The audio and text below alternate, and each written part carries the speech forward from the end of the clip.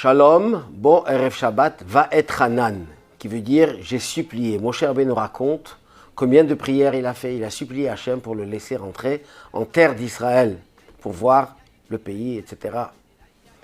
Et Hachem a refusé. Et dans cette paracha, on a deux grands sujets, celui des 10 commandements, Aseret HaDibrot, les 10 paroles que Dieu a dit au mont Sinaï, qui sont répétées une deuxième fois dans cette paracha Va'et Hanan. Et une paracha très connue, qui touche la vie d'un juif depuis la naissance jusqu'à la fin de sa vie après les 120 ans.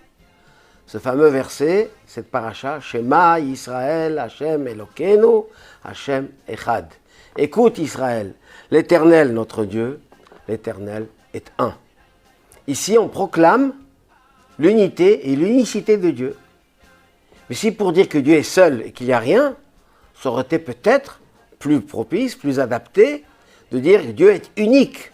En hébreu ce serait Yachid. Or le mot Echad n'est pas est un. Quand on dit un, on peut dire deux. Un, deux, trois. Unique, c'est rien d'autre. Et là, c'est pas pour dire que Dieu est unique.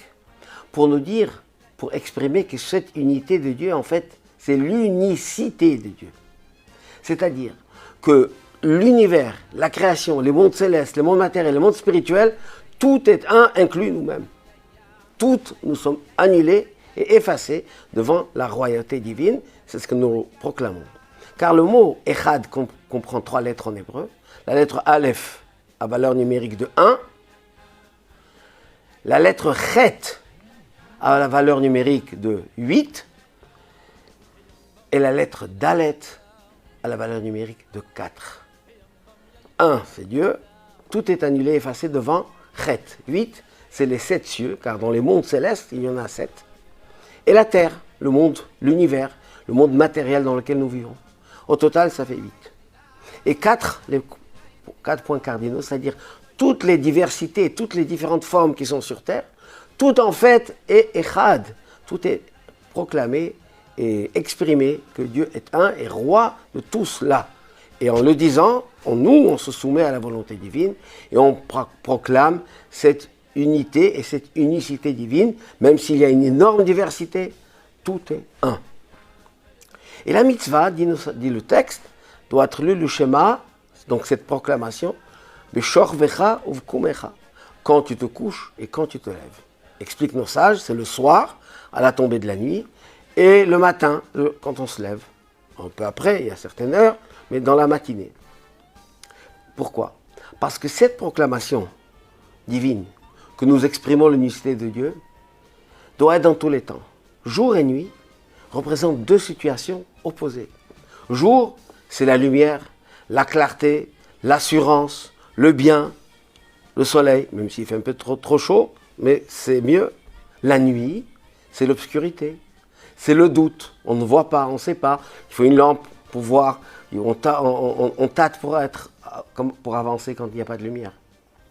L'obscurité, c'est ne pas savoir où aller, avoir les grands doutes. Et là, la Torah nous dit, donc quelles que soient les circonstances, dans la vie personnelle, individuelle, nous avons des moments, comme on dit, des hauts, nous avons des moments, des bas, des moments où on est bien, où on est plein d'entrain, on est dans la joie, on est dans l'enthousiasme. Et des moments, on est plus, des fois, jusqu'à la déprime. Et on est un peu perdu.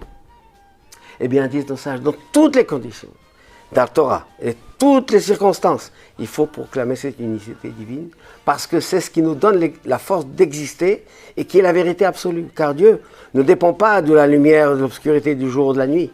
Pour Dieu, dit le texte, il n'y a aucune différence. Mais même pour nous, où on est dans des situations différentes, eh bien, on a la possibilité, et donc la mitzvah, de proclamer et de réaliser dans notre vie quotidienne. C'est le sens vraiment du schéma que Dieu fasse. Qu'en mettant en pratique cette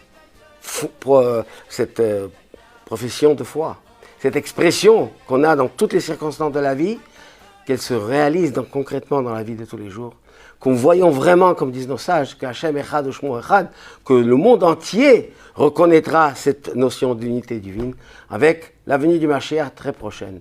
Shabbat, Shalom ou Mevorach.